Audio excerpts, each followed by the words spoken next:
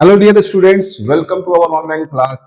आज हम बात करेंगे टॉपिक अर्थ के बारे में। अर्थ की बेटा बात करते हैं तो अर्थ हमारा बहुत ही इंपॉर्टेंट टॉपिक है ना। हमने पिछले लेक्चर में देखा यूनिवर्स। यूनिवर्स मतलब इनफाइनाइट चीज। यूनिवर्स के अंदर मिलता है आपकी बहुत सारी गैलेक्सीज। गैलेक्सीज के अंदर क्या होता है बेटा? सोलर सिस्टम्स होते हैं। और सोलर सिस्टम दो चीजों से मिलकर बने होते हैं, स्टार्स एंड प्लैनेट। तो हमारा जो सोलर सिस्टम है उसमें जो स्टार है उसका नाम है सन। और उसमें बहुत सारे प्लैनेट में से अपना एक प्लैनेट है, कौन सा? अर्थ। अर्थ वो प्लैनेट है जहां पर लाइफ है। अर्थ की बेटा अगर हम बात करते हैं तो अर्थ में 71% क्या है? वाटर है। और लैंड कितने परसेंट है? 29% क्या है आपका? लैंड है। लैंड और वाटर का परसेंटेज याद रखिएगा। 70-30 भी कुछ बुक्स में दिया हुआ है, लेकिन एनसीईआरटी के डेटा को फॉलो करते हुए हमने 71-29 इसको ले रखा है। अर्थ को अगर हम बोलते हैं तो हम ब्लू प्लैनेट बोलते हैं, बिकॉज यहाँ पे पानी पाया जाता है, याद रखिएगा। ठीक है, इसे ग्रीन प्लैनेट भी बोले जाते हैं क्योंकि यहाँ पे ग्रीनरी है ना। तो अर्थ से रिलेटेड चीजों को हम समझते हैं, अर्थ के बारे में जानते हैं, उसके बेसिक चीजों के बारे में जानना शुरू करते हैं और समझते हैं। देखिए, अर्थ की बेटा अगर हम बात करते हैं तो अर्थ की कुछ बेसिक जो डिटेल्स हैं वो आपको पता होना चाहिए। जैसे पहला पॉइंट, शेप ऑफ अर्थ, है ना। What is the shape of earth? Shape मतलब इसका स्ट्रक्चर कैसा है। तो तुम सोचते हो कि तुम्हारे सर ये तो गोल जैसा है, कुछ बोलते सर अंडे के जैसा है, कुछ बोलेंगे सर संतरे के जैसा है। सब अपने अपने पॉइंट ऑफ व्यू से बताते हैं। कोई सबके पॉइंट ऑफ व्यू सही है कि भैया राउंड शेप तो है, बट इसके लिए एक स्पेसिफिक नाम यूज होता है बेटा, जियोइड। जियोइड। तो अर्थ का शेप कैसा है? जियोइड। अंडाकार है, बट उसका एक पर्टिकुलर वर्ड यूज हुआ है, जियोइड। जियोइड मीन्स ये कुछ इस तरह से है ना। अर्थ के पास दो एक्सेस है, एक इक्वेटर है जो बीच से होकर जा रहा है, अर्थ को दो इक्वल पार्ट में डिवाइड करना है। दूसरा आपका पोल है। ठीक है, पोल पे अर्थ हमेशा क्या है? चपटी है। इक्वेटर पे क्या है?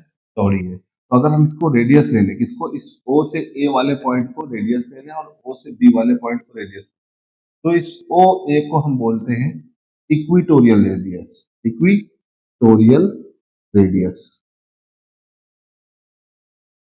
और इस ओ से बी वाले पॉइंट को हम बोलते हैं बेटा पोलर रेडियस। तो अर्थ की दो तरह की रेडियस है, एक गोला ऐसे जा रहा है, ठीक है, और एक कुछ इस तरह से जा रहा है। अर्थ की दो तरह की रेडियस है, इक्वेटोरियल, पोलर रेडियस। इसमें अगर हम बात करते हैं तो अर्थ की जो इक्वेटोरियल रेडियस है वो बड़ी है किससे? पोलर रेडियस से। और दोनों के बीच का जो डिफरेंस है नियर अबाउट 21 किलोमीटर का होता है। एक याद रखिएगा। अब अर्थ की अगर हम बात करें तो अर्थ की एज कितनी है? क्या एज? तो अर्थ की एज है बेटा 4.6 बिलियन ईयर्स। अर्थ की एज बेटा कितनी है? 4.6 बिलियन ईयर। मतलब समझ रहे हैं? 4.6 बिलियन कितने जीरो लगे हैं आप अंदाजा नहीं लगा सकते हो, है ना। तो अगर इसमें आप 10 साल ऐड करो, 20 साल ऐड करो, 100 साल भी ऐड करो या 500 साल भी ऐड करो, कोई फर्क नहीं पड़ रहा है, आंसर यही रहना है। जब तक आप जिंदा हो यही आंसर याद है ना। अच्छा, दिमाग मत लगाना कि सर ने पिछले साल बाल बताई थी इस बार बदल गई होगी, नहीं, ऐसा कुछ नहीं। जब तक जिंदा है आपको यही डेटा याद है।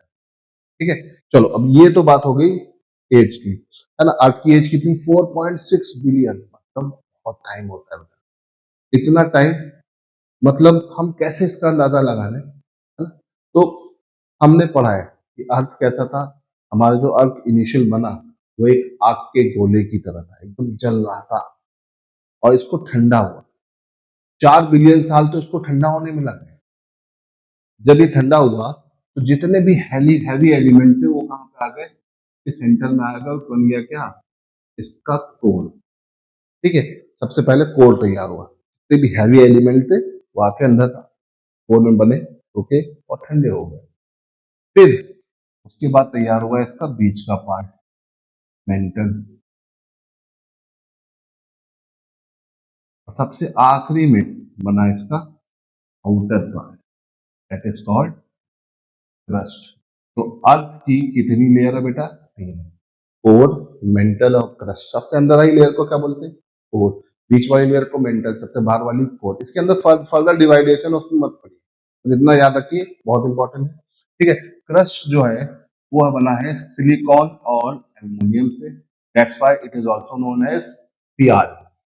मेंटल की बात करें तो सिलिकॉन और मैग्नीज से मिलकर बना है, इसीलिए इसको हम बोलते हैं सीमा।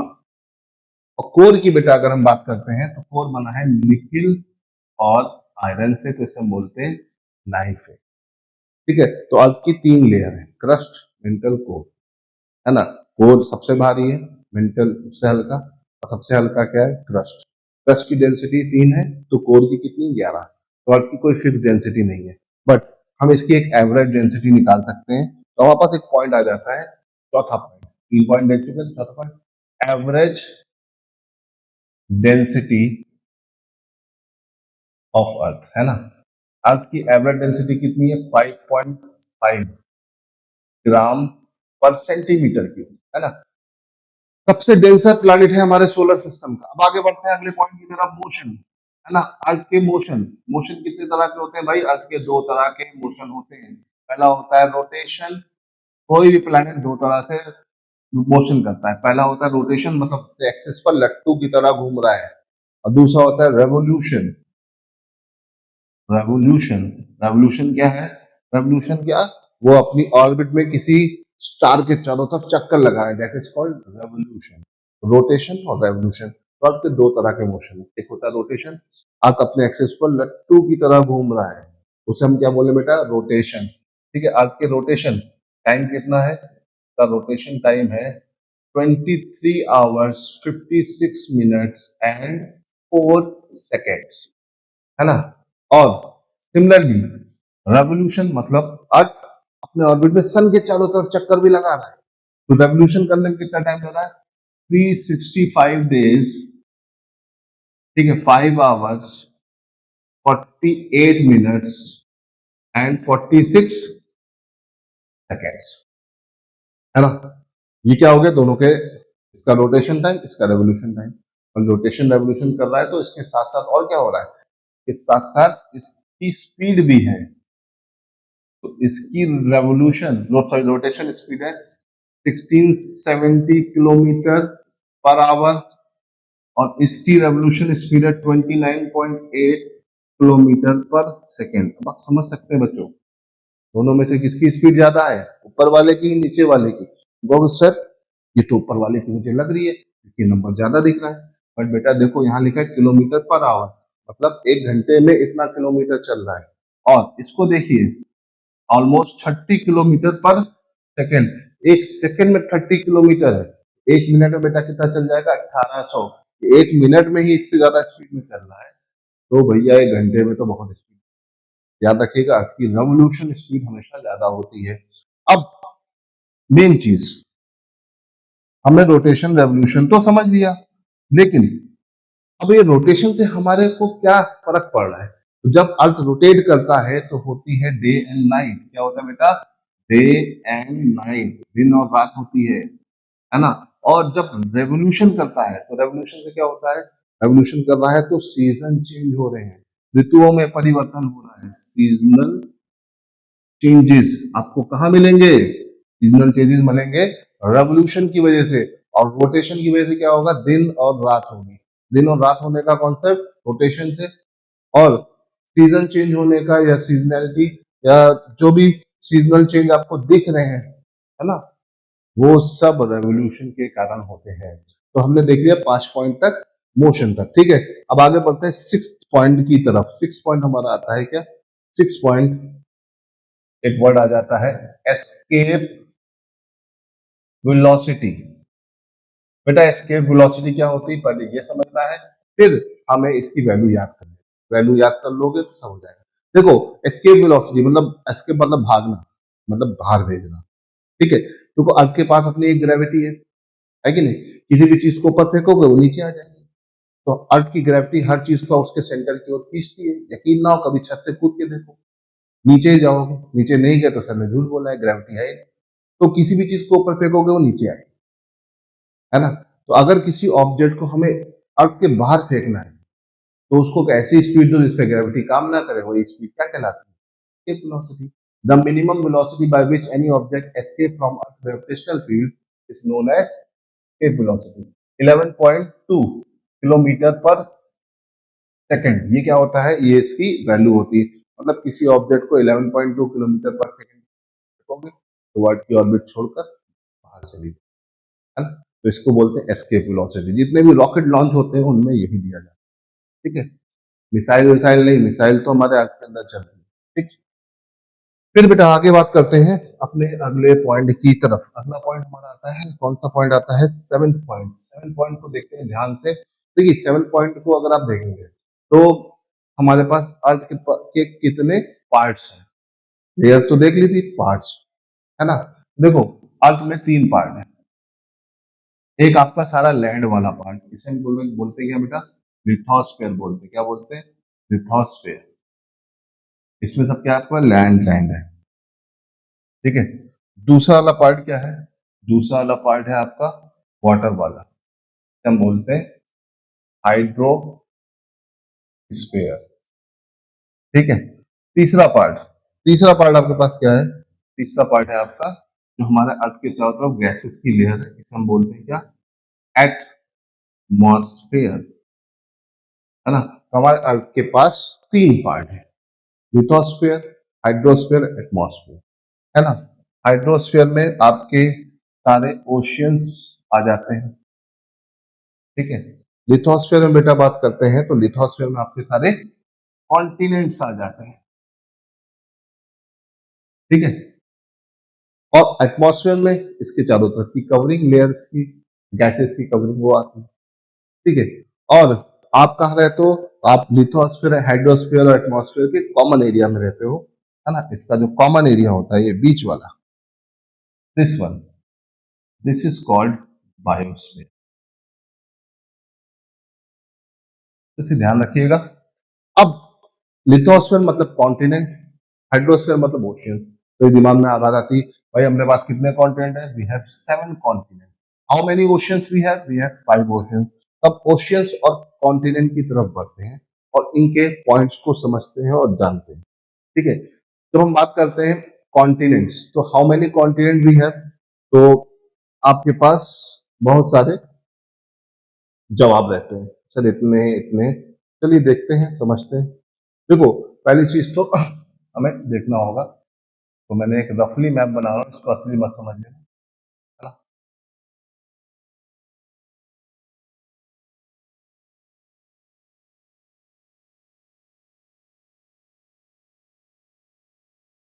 ठीक है,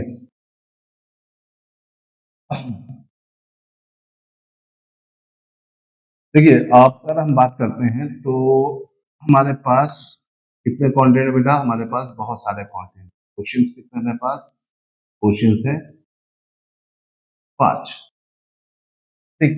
देखो ये मैंने बना लिया, एक रफली बना मैप है, ये हमने एक बीच की लाइन, ठीक। इसको समझते हैं, यहाँ पे हमने एक, ठीक। अब समझिए बात को, कितने कॉन्टिनेंट है भाई, 7। देखो एक रफली मैप बनाया, बहुत ज्यादा ध्यान दीजिए। पहला जो हमारे पास कॉन्टिनेंट है ना, वो है एशिया। अब एशिया को हमने पहला क्यों लिया, क्योंकि हम एशिया में नहीं, दुनिया का सबसे बड़ा कॉन्टिनेंट कौन सा है बेटा, एशिया। एशिया हमारा सबसे बड़ा कॉन्टिनेंट है, हमने इसको पहला लिख लिया, नंबर 1, ठीक है। सबसे बड़ा कॉन्टिनेंट एशिया। दूसरा सबसे बड़ा कॉन्टिनेंट दैट इज अफ्रीका, ठीक। एरिया के डिक्रीजिंग ऑर्डर में चल रहे, पूछ सकता है, सबसे बड़ा कॉन्टिनेंट एशिया, दूसरा सबसे बड़ा कॉन्टिनेंट अफ्रीका।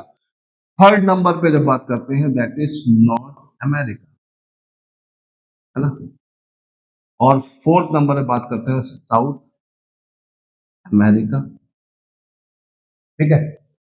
ठीक है, डिक्रीजिंग ऑर्डर में। तो फिफ्थ नंबर पे क्या आएगा, तुम तुरंत बोलोगे सर यूरोप, बिल्कुल गलत। फिफ्थ नंबर पे आएगा अंटार्कटिका बेटा, अंटार्कटिका, ठीक है। और सिक्स नंबर पे आपका आ जाएगा यूरोप। सेवेंथ नंबर पे आ जाएगा आपका ऑस्ट्रेलिया। तो सबसे छोटा कॉन्टिनेंट कौन सा है, ऑस्ट्रेलिया। उससे बड़ा कौन सा है, यूरोप, ठीक है। सबसे बड़ा कॉन्टिनेंट कौन सा है, एशिया। उससे थोड़ा छोटा कौन सा है, अफ्रीका। तो ये कंटेंट का इंक्रीजिंग या डिक्रीजिंग ऑर्डर आप अरेंज कर सकते हो। ठीक है, आई थिंक आपको समझ में आ गया होगा। चलो अब यहाँ से थोड़ा सा आगे बढ़ते हैं, ले लेते हैं हम पानी के लिए ब्लू कलर। ठीक है, दुनिया का सबसे बड़ा ओशन कौन सा है भाई? दुनिया का सबसे बड़ा ओशन है अपने पास पैसिफिक ओशन। ये देखिए पैसिफिक। ठीक, हिंदी में बोलते हैं प्रशांत महासागर। ना दुनिया गोल है, आगे की गोलाई देख रही, पीछे घूम के ये पूरा यहाँ से यहाँ तक जो कुछ भी बेटा सब पैसिफिक ओशन है ना। पूरा उधर से उधर पीछे जो कुछ भी दिख रहा है दैट इज पैसिफिक, दुनिया का सबसे बड़ा ओशन। ठीक है, दूसरे नंबर पे आता है दूसरा सबसे बड़ा ocean that is Atlantic Ocean. Atlantic Ocean की खास बात क्या है? Most important thing about Atlantic Ocean is it is surrounded by 4 different continent है, North America, South America, Europe, Africa. बहुत ट्रैवलिंग होती है इनके बीच में, और जिसकी वजह से ये दुनिया का सबसे busiest ocean, the busiest ocean of the world is Atlantic ocean. बहुत बार क्वेश्चन आया है, और ध्यान से देखो तो ये सुपरमैन वाला एस भी बनाता है। तो वो कौन सा ओशन है जो एस शेप में है? That is Atlantic ocean. फिर आते हैं थर्ड नंबर के ocean, third largest ocean that is Indian ocean. देखो इंडियन ओशन की बच्चों क्या खास बात है, ये दुनिया का इकलौता ऐसा ओशन है किसी कंट्री के नाम पे रखा गया है, इंडिया। ठीक है, देन आते हैं फोर्थ नंबर पे। फोर्थ नंबर पे आपका ये आ जाता है सदर्न ओशन। कौन सा ओशन बेटा? सदर्न ओशन, फोर्थ नंबर पे। ठीक है, पहले इसको अंटार्कटिका कहा जाता था, अभी अंटार्कटिका कॉन्टिनेंट भी है, ओशन भी है, तो कंफ्यूजन ना हो तो इसे सदर्न ओशन साउथ में जो है। और ऊपर सबसे छोटा लास्ट नंबर पे आता है आर्कटिक, दुनिया का सबसे छोटा ओशन। इसे हिडन ओशन भी बोलते हैं, क्योंकि ऐसे दिखता नहीं, टॉप से ग्लोब को ऊपर से देखोगे तब दिखाई, ऐसे ही आपको बिल्कुल दिखाई नहीं देगा, तो इसे ध्यान रखिए। क्लियर है? कोई प्रॉब्लम? चलिए, ये तो बात हो गया हमारे जो भी कॉन्टिनेंट से उनके और ओशियंस के नाम। अब ये पूरा हमारा वर्ल्ड का मैप है रफली बना हुआ। तो वर्ल्ड पर अगर देखें तो 2 से 3 पॉइंट जो है आपको इस मैप पे अक्सर पूछे जाते हैं। जैसे एक पॉइंट आता है highest point of the world, दुनिया का सबसे हाईएस्ट पॉइंट कौन सा है? हाईएस्ट पॉइंट तो भैया तुम्हारा ये वाला है, कौन सा? Mount Everest. Mount Everest is the highest point of the world. कहां पर है? नेपाल, एशिया में। Deepest point of the world ये है। डीपेस्ट पॉइंट कौन सा है? Mariana trench.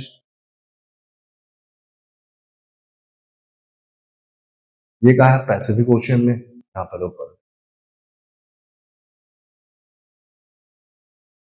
ठीक है, इसे ध्यान रखिएगा, ऊपर की तरफ है। ठीक है, देखो highest point of the world, highest point कौन सा है भाई? Mount Everest.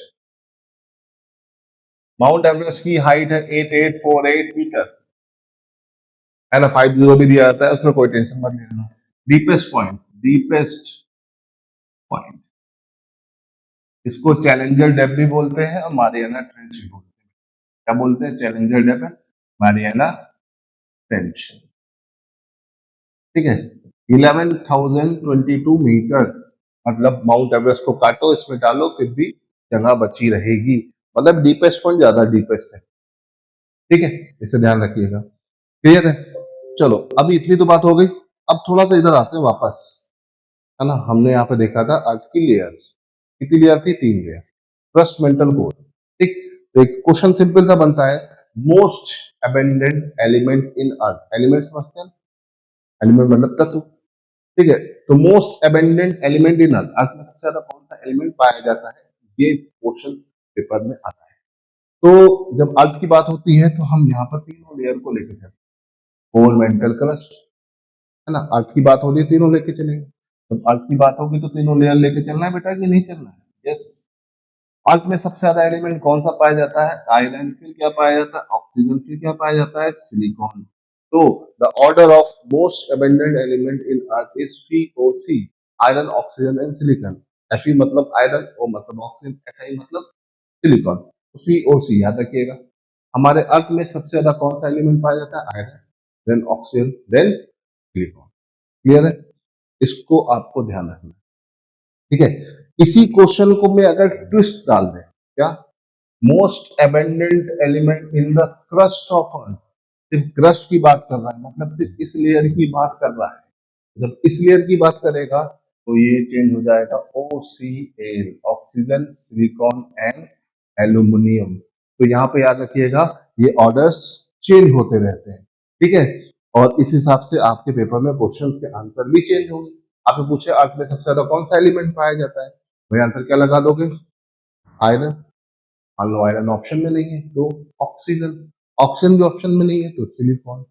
बट अगर पूछा जाए most abundant element in the crust of earth, crust word use होगा, अर्थ से पहले क्रस्ट लगा दिया तो क्या हो जाएगा? ऑक्सीजन।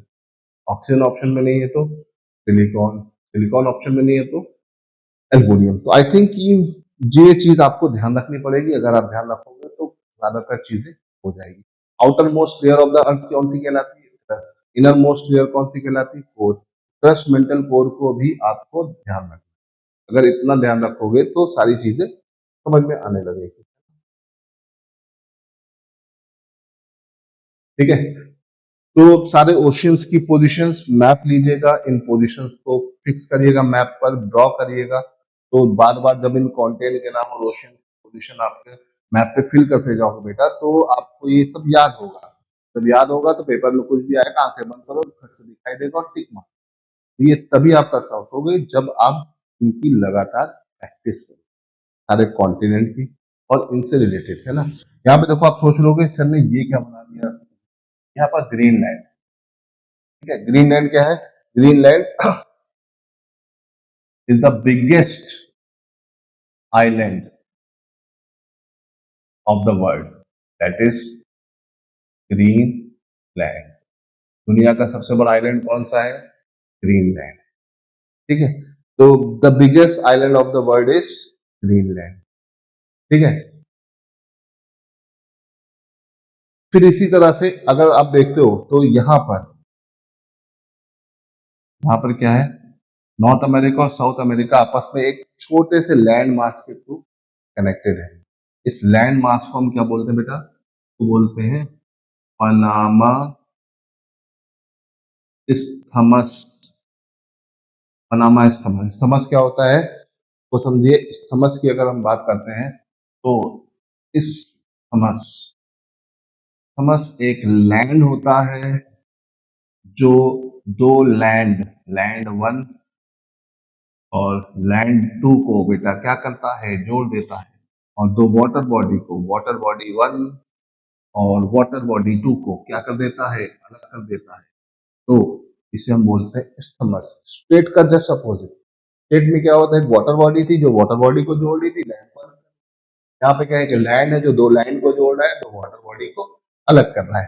तो दिस इज कॉल्ड स्थमस। कौन सा स्थमस है? पनामा। नॉर्थ अमेरिका और साउथ अमेरिका को क्या कर रहा है? जोड़ रहा है।